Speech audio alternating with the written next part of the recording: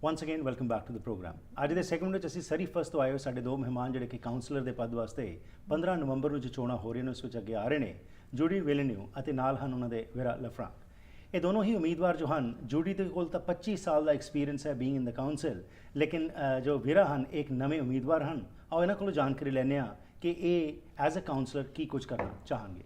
Welcome to the program. Thank you. Thank you. Happy so to we'll be start here. off with Judy. You have been in the council for 25 years. It's a long period. I know. So there's so much to talk about. There is. As a councillor, what does it take to be a councillor? I will say that I've been on council for 25 years, but it's actually been the last 9 years working with Diane Watson, the Surrey First Team, that I've been able to accomplish very much.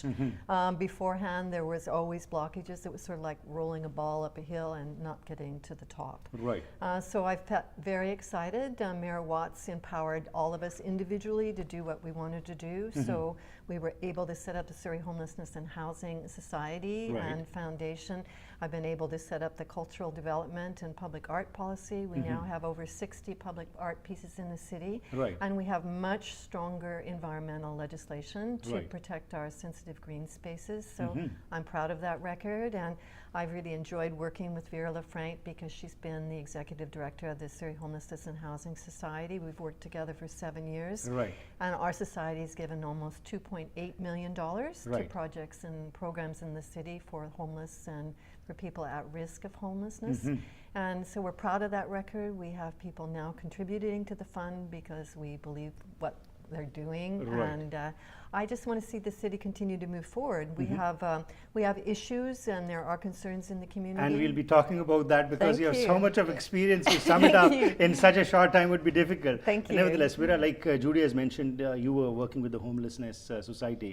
And what prompted you to jump into civic politics? I also, like Judy, feel passionate about Surrey. Right. I think it has the promise of a really modern major urban center. I think too that any modern urban center needs to deal with their social issues, and I think that I can add a lot of value to that. Right. I think right now Surrey is facing what many big cities face, mental health, addictions, poverty, and homelessness. And I think that bringing my experience working in community will add value to the city of Surrey. Okay. Judy, from your talk, it seems that the synchronicity which should exist between the councillors is essential for the progress of any program which you want to take further. And you have been the chair of the Homelessness Committee. Could you just briefly tell us that what is the situation and what has been done by you in the past 9 years to elevate this problem?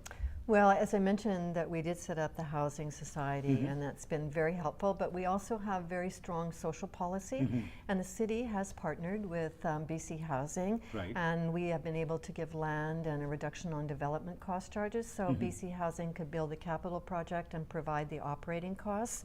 So in this city, which we didn't have 9 years ago, we have Highland House, we have Quibble Creek, we have the Phoenix Center, we have the Maxine Wright Center, we have the Timber Grove, and we also have a new project that Michael Wilson, who's head of Phoenix, is building on 140th and 100th that are providing services for people that want to turn their lives around and giving them a sense of hope. And that's what people need. That addresses the root causes of crime, and I think the city just needs to continue to do that. As we all know, throughout Metro Vancouver, they're talking about the mental health issue and how we have to address that in a better way. And Councillor Hepner's proposed that if Surrey would be willing to be a host for better mental health facilities, we would do that because we believe that people need wraparound services. And we had a homeless count 3 years ago. There were 458 people on the street. And this time around, although we've taken in 80,000 people, the homeless count did not change. So I think the proactive approach and the housing first approach with services is the best approach for our city, and it's being successful. Right. And we're like running a society is something different, but being a public figure is going to be something different. So that experience what you have of 18 years, as you mentioned, how will you transform that into public policies?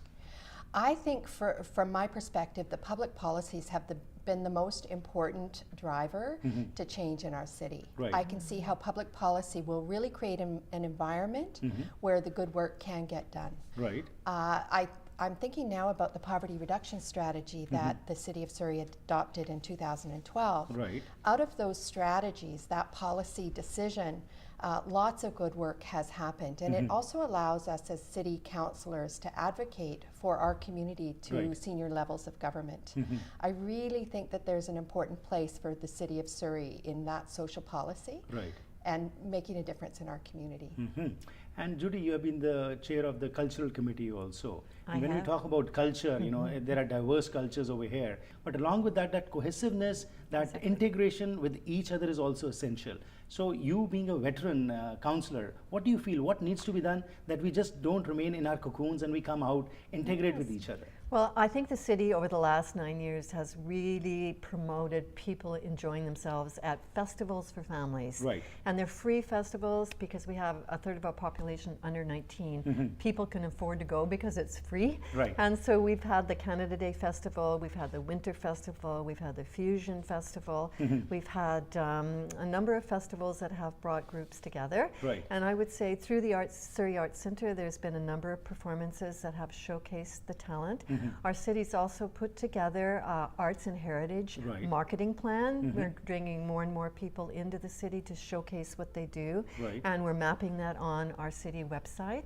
And we're also giving out cultural grants. So Right. it's been amazing. We've given out over $200,000 of small cultural grants Right. to almost 90 different recipients to use as seed money to ensure that they have a base to keep their programs going. Right. And so for every dollar that the city invested last year, we had a $12 benefit. Right. So it shows that people are interested, and in the Vital Signs report that came out, it was talked about a bit. It was a small Right. snapshot, but it said people want to see more arts and culture. So I think it's one of the sustainability Right. pillars in our charter. So the city is concerned about it, and you Lots have been of passionate in programs taking for about this youth. program. Yes, it's right. great. And towards the end, Vera, we know about Judy a lot, and you are a newcomer here. I so highly recommend her. Absolutely, and your passion for both, I can Yes, see that we because work you both have together. worked in the same field, so both of you will bring something good to the community. right. Towards the end, why should the public vote for Vera?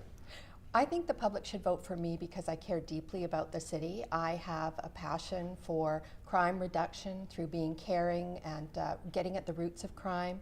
I understand social policy. I care about the environment. I care about transportation. And I'm a team player. And I can play with the best on this Right. Surrey First team. Wonderful. And with you, Judy, Yes. as a grandmother, when are you planning to give more time to your grandchildren? Well, Is this going to be the last term you're Yes. planning, You know, or it's going to continue? I'm very fortunate that my grandchildren live very close to me. Right. So I see my grandchildren every weekend, and Right. that is the number one priority in my life. So I'm fortunate that I work very hard during the week and one day of the weekend, but one day of the weekend is for family. Right. And we have a very strong family. I have a very supportive family. My children teach in the education system, and Right. my husband's been retired for a number of years, but he plays music in care homes. Okay. So we all work at some way contributing back to the community. Wonderful. It was a pleasure talking to both of you. Best wishes and thank you for your time. We appreciate that, Thank you. Harpreet. Thank you very much. Yes.